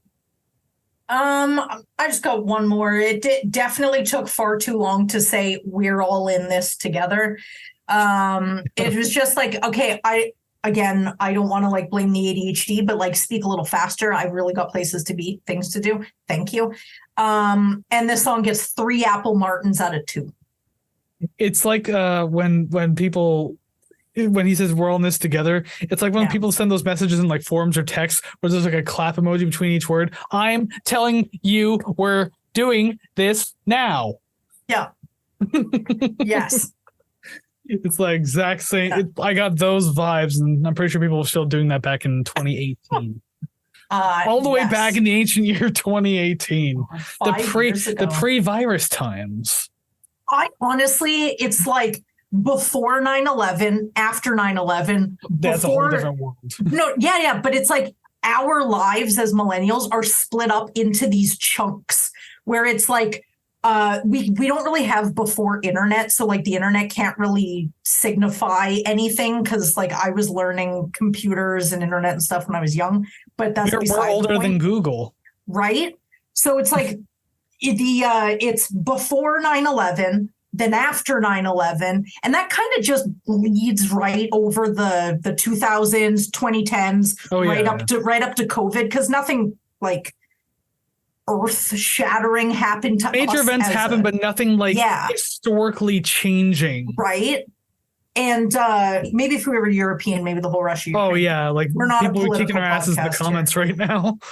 Well, we're moving that on. But yeah, it was like pre 9/11, then post 9/11, which is pre-COVID, and now we're post-COVID.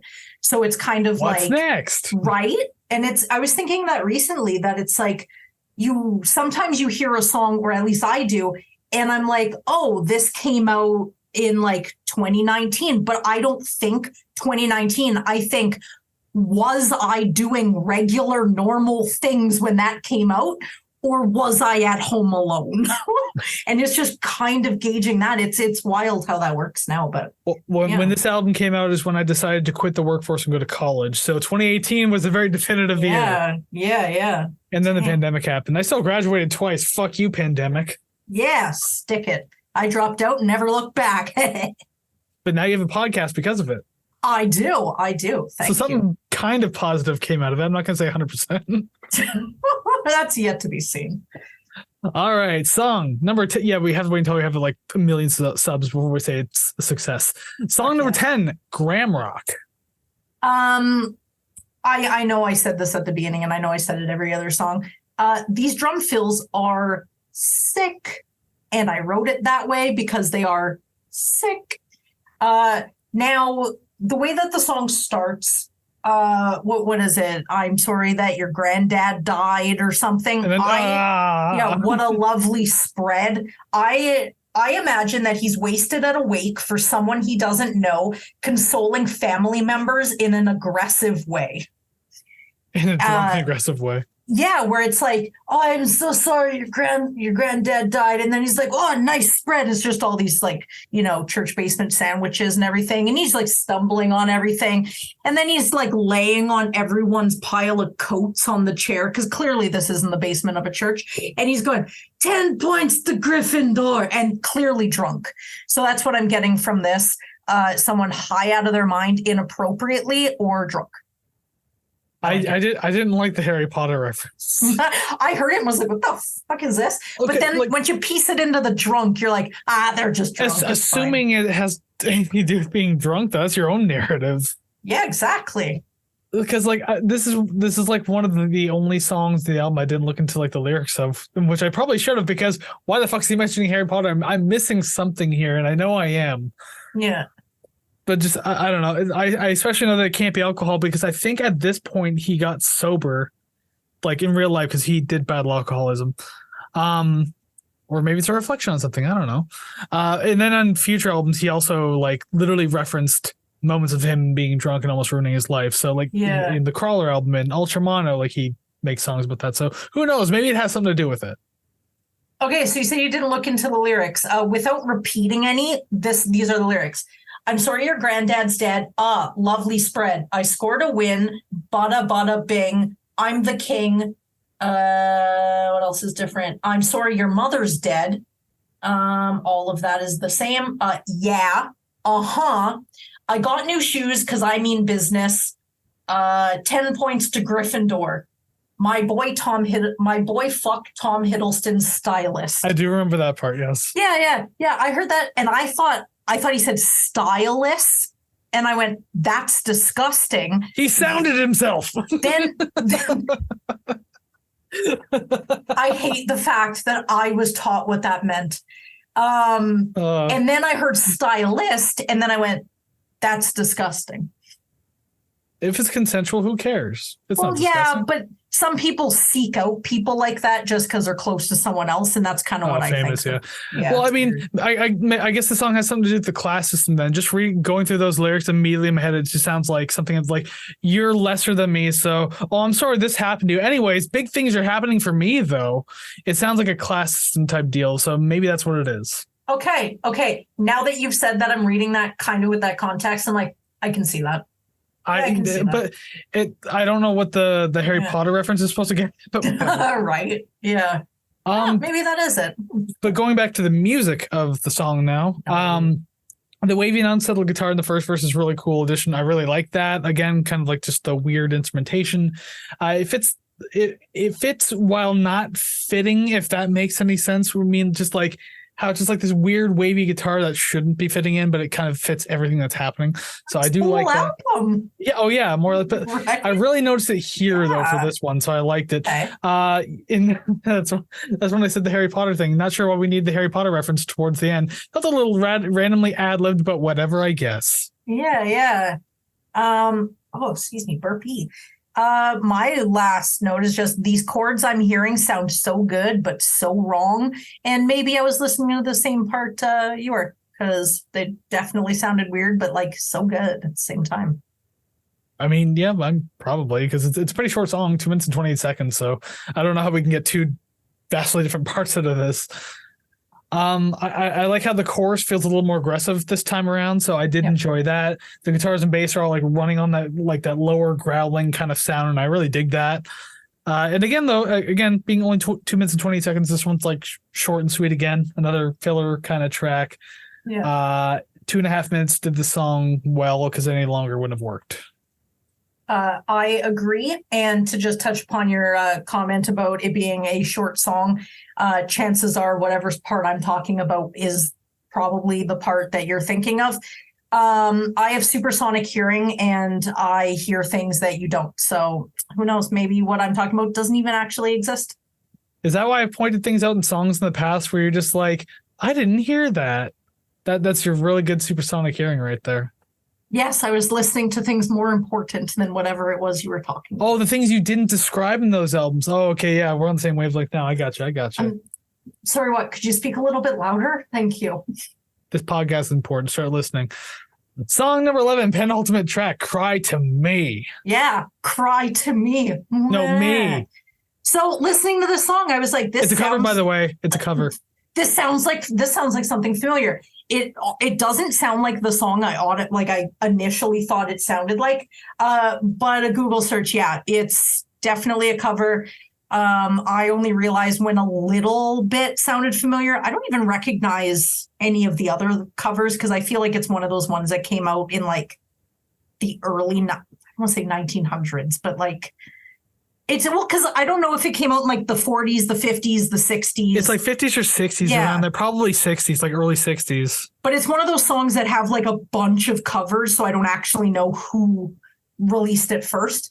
But point is, it feels menacing, like he's telling me to cry to him, but he'll use it against me later or stab me. Which he won't, because if we learned anything from this album is that Joe Talbot's a very positive man. In disguise, he is a sheep in wolf's clothing. I'm going to go ahead and doubt that. Why? Nothing would lead me to believe that. That sheep's clothing is sewn on tightly if he is indeed a wolf. No, he's not a wolf in sheep's clothing. He's a sheep in wolf's clothing. He's all nice and delicate. Yeah. See, where's your supersonic hearing, motherfucker? So not it focusing on your voice. It sounds spooky and like, ooh, I don't know, like, think twice about encountering me. But really, he's singing about love and, fun stuff. So. Well, because even in the original I listened to, it's by Solomon Burke, I believe his name was. I listened to it before we got to this review, actually, just because I wanted that for reference. And the only thing it is a different style. It's like old, like Motown, R&B, soul kind of music from like the early 60s. I don't know what it would have been classified at that point if it was classified like that. But like, it obviously has that feel to it. And he says, baby, cry to me. But then in this song, he's like, boy, cry to me. Like he specifically says boy, because again, it's just supposed to be one of those anti-toxic masculinity things where it's just like, you can cry to me. You can be vulnerable and comfortable around me. Like, don't worry about the other dudes. Like, I'm here. Yeah. So I can appreciate that little twist on it. Yeah, I noticed the very first line because I was looking at the lyrics just because I didn't know if it actually was a direct cover. So I was reading them. And first line, it says something about baby, if your baby or whatever. But this song says if anybody. So it kind of changes it to be a little bit more, I don't know, encompassing. And I actually kind of like that. Yeah, I like that. I mean, it didn't change the tone of the song whatsoever. So why not? Yeah. Why not? This one had like another post-punk styling to it, kind of like I've mentioned before with one of the other tracks too. And because it's a cover too, I like that they added that style to it. I thought it was a really good choice to make it more of a modern feel. Yeah. I thought Joe's performance in the song was really good too. I really liked it. It's kind of all over the place with like tone, volumes, and the back and forth between like aggressive and clean is also really well done. So this is just another one of those like good performances for him altogether. There's nothing really wrong with this track. I don't dislike it. It didn't catch me as much, although it was like one thing I did really appreciate more was like I could actually appreciate the sludgy pacing of this because everything's been really fast on this album. So now we got into like what can be argued as the slowest song aside from something like June, for example. So like I can appreciate that this one's slower and we're getting to the end. So it's nice to have one more of these. Yeah, I agree, and I am glad that this is the second to last. It is not the last, because if we were listening to this at the end, it would kind of like pull the brakes and really halt the whole thing. So I'm kind of glad that we, you pushed it a little farther from the end. So, I like it. They bookended the energy when they did that with song number 12, Rottweiler. Definitely, and it bites like a Rottweiler. I like that we're going out. Again, I like that we're going out on the same amount of energy they've been sustaining thus far. Okay, there's nothing happening in this song aside from general manic thoughts and probably hallucinations. If it helps at all, I believe this song was written because Joe didn't like the way that minority groups were being treated through media, especially like radio and stuff like that, and how like he didn't feel there was enough opportunity being given to them, and they're just more or less being like, I don't want to say criminalized, but probably in that vein. Interesting. And just like marginalized, just kind of pushed out of the side. And he didn't like that. So that's kind of what the song is about. And I believe that he even, when playing live, I believe he even said to the crowd, this song is about fascists. Oh. So he said that very directly. So there you go. I think that's what he said. It's been a while since I've seen that performance. Yeah, so this is an interesting song. It's like nearly 5.5 minutes, but the weirdest part is like the song part of it is like 1/4 of the entire track. Yeah. The verses and choruses are a little more blending, but I like the way it sounds, especially with the guitar work that transitions the two. I really like it. But then like the first quarter was that straightforward part. Then the next 3 quarters to follow are just like an intense building instrumental that gets kind of like really crazy. And I personally love that kind of stuff. It really encapsulates most of what we've gotten so far and like probably brings the album to an end. As I said before, this one bookmarks it really well, or bookends it, I should say. And I wrote specifically, if previous reviews haven't shown it, I do love a good noisy ending to a final song. Yes, you definitely do. Because I mean, we did the Nirvana thing, we did the Foo Fighter thing. Yeah. Wait, and I'm going to say that again just so I can put more cards above my head if we've gotten that far through the album. So I said Nirvana. Now Foo Fighters, there's the card above my head. Okay, perfect. Just making sure we can get all the cards we can. We can only get 5 per episode, so I have no idea how many we would have by now. I haven't made any callbacks myself, so I think you probably still have like 2 or 3 to go. And cram those right in. I'll find something. I think we maybe talked about Pearl Jam earlier. If not, there's another card. There you go. Just throw it on up. Oh my god! If we can't get all 5, that's fine. I'll find something. I'm just trying to see what the last song on Nirvana's album is, because you said there was like it was after Something in the Way. Yeah. See, I thought that's what it was. No, it was that really long, noisy track that I think I put as number 1. Huh. Oh, well, I'll take your word for it. I don't remember. Wikipedia's asking me for money, so I'm out of here. So for this song, I really like the cleaned up, cranked out guitars. Definitely clean. Doesn't sound like there's any effects on it, but it sounds like they're cranked to the max. I like that. I did mention that half of the song has really just been the outro, which actually isn't that bad because it is better than singing the same 8 lines a third time. So the fact that they really just sort of separated that to the beginning, I liked. And the chaotic ending, like pretty close to the end where really it ramps up to that peak. They really could have added like duck quacks and cow moos and like ridiculous sound effects. And it probably would have like fleshed it out. It wouldn't have sounded weird. It would have just sort of, you go, what was that? But then by the time you think about it, it's gone. Yeah, I have a couple more, but I don't want to steamroll you on this one. I that's all I really had for this one, because like a lot of it just came down to me really enjoying like the really noisy ending and just like how the song technically goes nowhere, but Yeah. I do like it though, because again, it's just like a very chaotic ending to a very energetic, crazy album. So I really liked it. And by the way, the song was called Endless Nameless on Nirvana's album. I always thought it was Something in the Way. Interesting. Well, that was my number 1. Yeah. So just saying that this song doesn't really go anywhere. It kind of feels like when you're in a car and you're blasting the music, but outside the car, you can't hear it. It's all sort of contained. And that's kind of how I felt listening to this.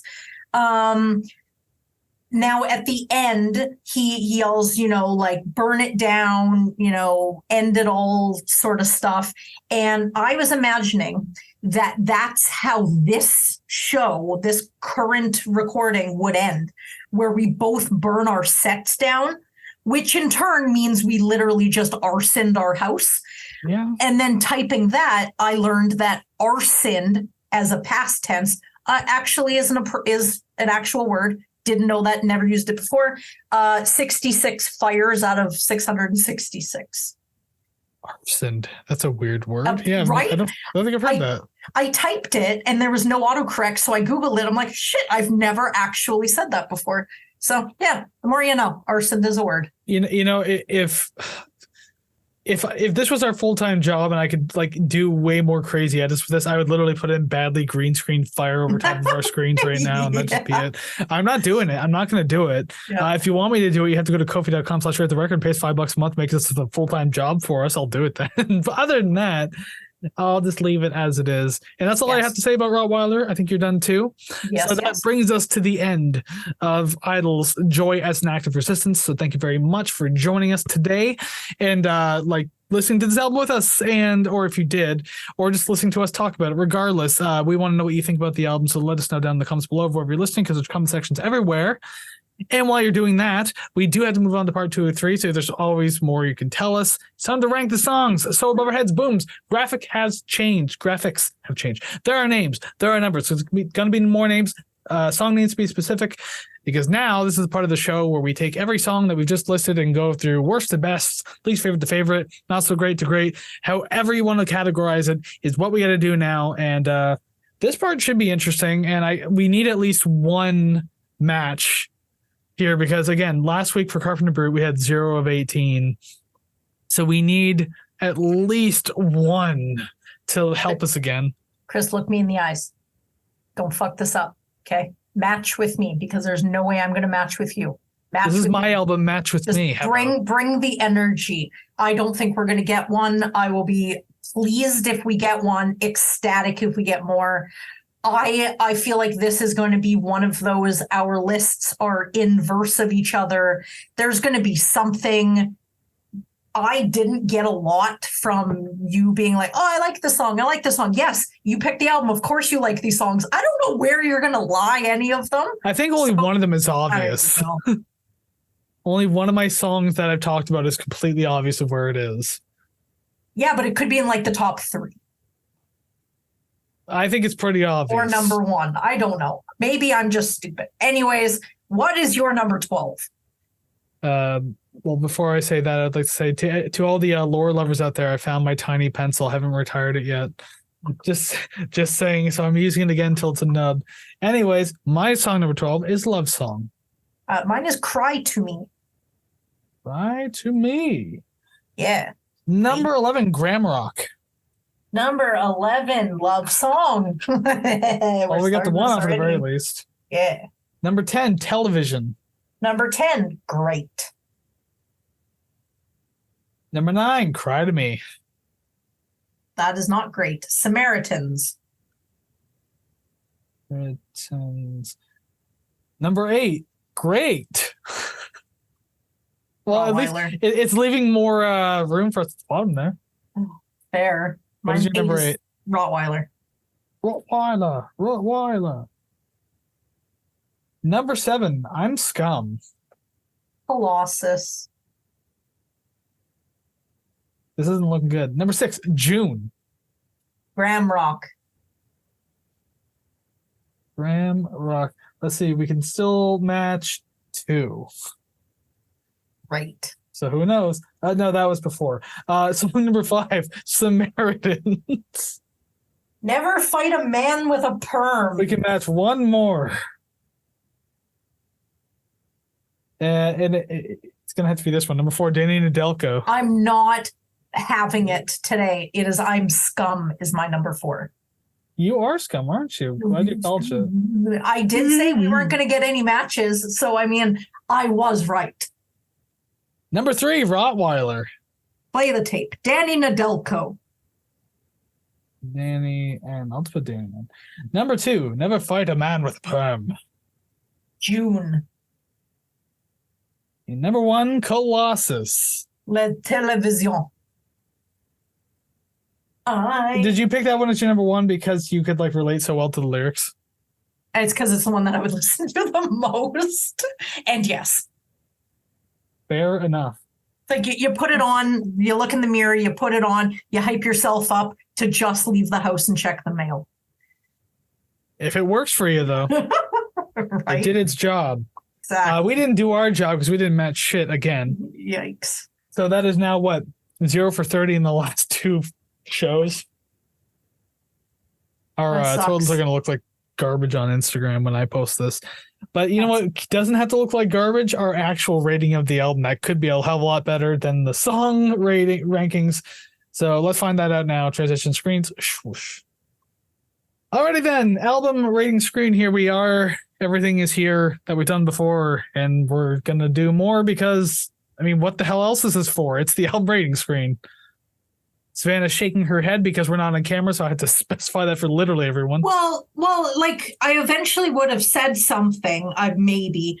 I'm just looking at the ranking screen right now, and I'm just very disappointed at the amount. I'm just going to bitch about it every single time. The amount of albums that you have picked that are in the A tier is just like, it hurts me.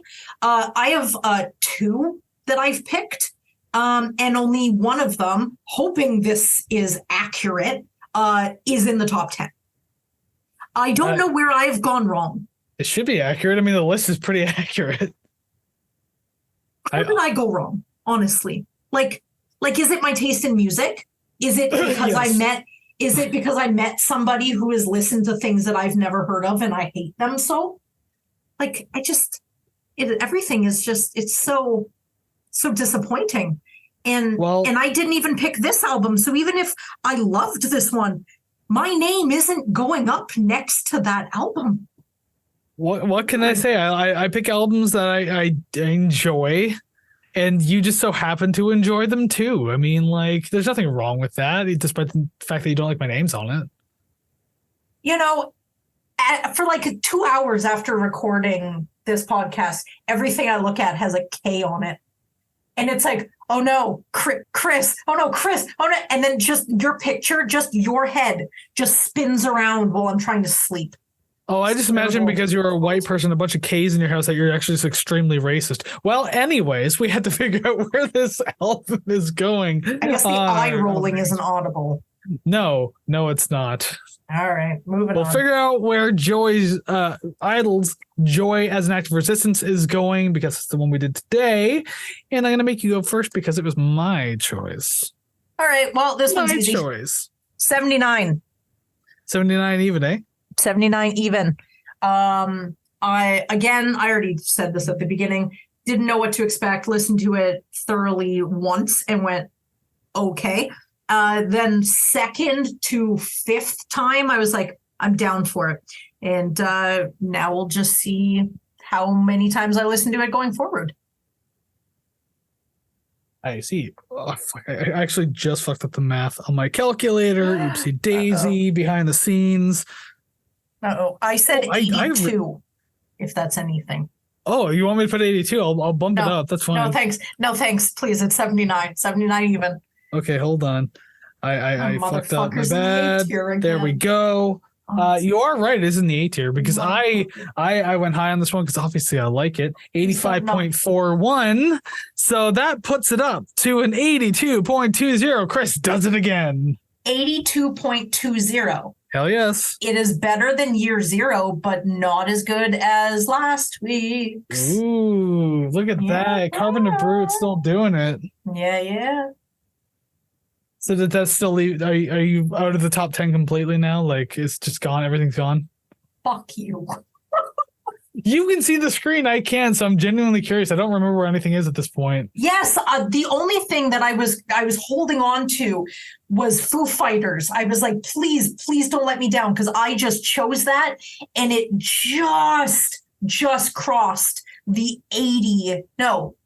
Yeah, it just crossed out of 8. I don't know, whatever I'm trying to say. I'm just pissed. Okay, I'm just pissed. It's now number 11. Kris, you have, or the requests or anniversaries, pretty much anything I didn't choose is in the top 10.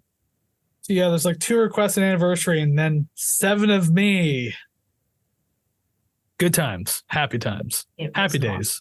Not for anybody. Even the Fawn said A when he saw our list because he knows A tier, you don't. And that's just obvious. I mean, you have A tier. You're technically there, just not top 10. Anyways, would you like a shovel? You can dig faster with one. Sure, why not?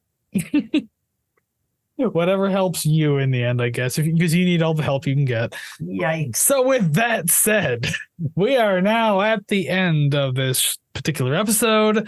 An A-tier, you know what? Say what you will, though. Season 5 has actually had a lot of A-tier albums regardless, which is nice. It's been different considering the vast majority of shit we usually do is B-tier. So I don't care who's is where and who's doing what. Just cool. We're filling up the A-tier. I like it. And eventually we could just start picking on that and beg for D-tier albums. I care. How am I supposed to look at myself in the mirror and go, you listen to good music. You did a good job. How am I supposed to do that? Well, you can still do that because you do that now because I've introduced you to it. You're saying I do it now because I'm just as delusional. If that works better for you, then you know what? You just go with whatever's your own fucking narrative. I don't write it for you. You're your own independent person. Oh, fair enough. Independent women. Yes, here we are at the end. 82.20. It is an A- tier album, but you know what? That's fine. We'll take it. Another A tier. Fantastic. So thank you very much for joining us today on this particular episode. If you like what you see and or hear today, once again, let us know down in the comments below where we're listening because there's comment sections everywhere. And let us know on social medias at Rate the Record Podcast over on Facebook, Instagram, TikTok, and Threads. And all of that can be found at ratetherecord.ca. All the streaming links, all the social media links, the RTR Club, requesting an album, and merch, which I don't think I pointed out in the beginning, but if I did, whatever, there is merch. There's a mug on screen. I had a t-shirt somewhere. I got something else coming in the mail, so that's pretty cool. You can have something else coming in the mail too if you order it. Go ahead and do it. Once again, ratetherecord.ca. That's where you find all that stuff. Pretty damn cool. Yes, everything he said could be found at ratetherecord.ca. I was talking so fast, I made myself kind of dizzy, so I needed to breathe for a minute there. I'm seeing stars. Oh, well, I'm seeing A's at the very least. So with that said, we'll let you go. But hold on, psych. We're not letting you go because there's one more thing we got to do. We got to give you a little teaser for next week's episode. Savannah can't redeem herself next week because it is indeed a request album that we're doing. And another one. This is a request we got back in season 4. I'll say that much. But Savannah's going to let us know a little bit about it. Okay, so like you said, it is a request that we got last season. But it is the first artist or band that we are doing. I don't know how to say this without giving anything away. This is the first band or artist that has been requested twice. Mike Patton. No, I guess only Tomahawk counts for that one. Yeah. Like the Mr. first Bungle one. is both. Oh, wait, no. Faith No More and Tomahawk. So we're doing Mike Patton next week. Excellent. We're doing Phantomas. Okay. I read it as Phantomas, and I prefer it that way. You can say whatever you want. It doesn't really matter. No, but the way I say it is correct. But you're wrong anyways. It's not Mike Patton. Well, I'm going to live in my delusion that it is Mike Patton next week. So we have another A-tier album on the way. I look forward damn near close to it. But I mean, hey, so yeah, we've done them on the show before. Can you guess who it is? It was request last time. It's a request again. So get searching, I guess. Winner receives a high five digitally. I don't know. But regardless, go find that out. And also go listen to some awesome music like Idols. It's a good album. Listen to it. Just listen to it to spite Kris somehow. I don't know. Hex him or something, please. It's October. Sure, why not? Do anything you want. Go listen to some Idols, and we'll see you again next week. Take care, friends. Goodbye.